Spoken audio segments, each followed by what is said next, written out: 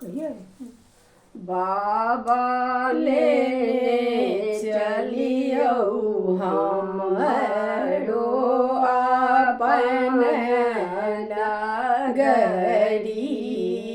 बाबा ले चलियो हमरो अपन नगरी।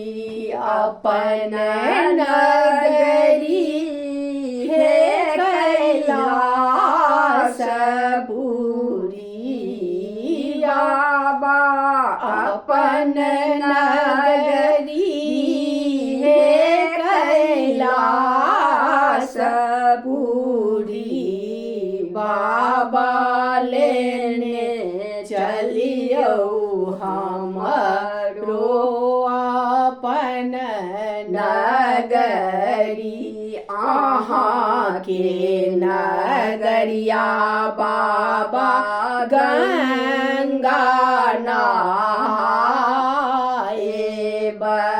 अहाँ के नगरिया बाबा गंगा नहाए। जल भरी लाए भरी गगरी।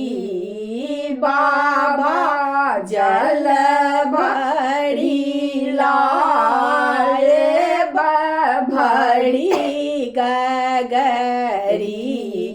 बाबा ले चलियो हमरो अपन नगरी।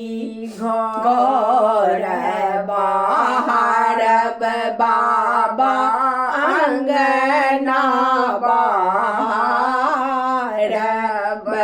घर बाहर बाबा अंगना बाहर। आओ बाहर बसहा के डगरी।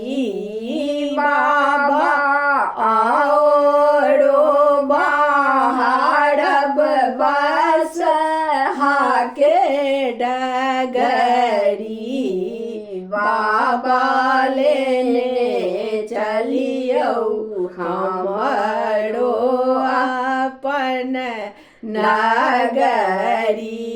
कार्तिक गणपति गोद खेलाए।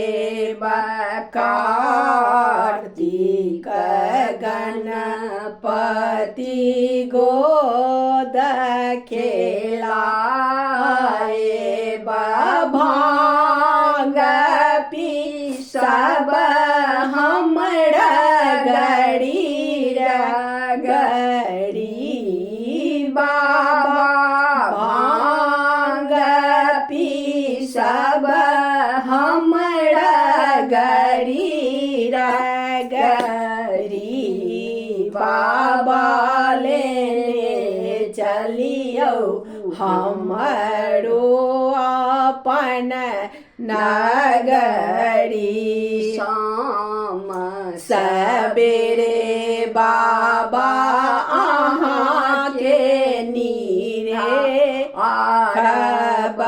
साँझ सबेरे बाबा अहाँ के निंगारब।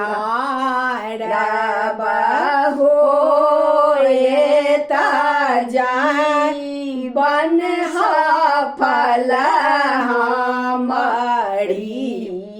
बाबा होए जीवन सफल हमारी। बाबा लेने चलियो हमरो अपन नगरी। अपन नगरी हे कैलासपुरी। बाबा ले चलियो हमारो आपन नगरी।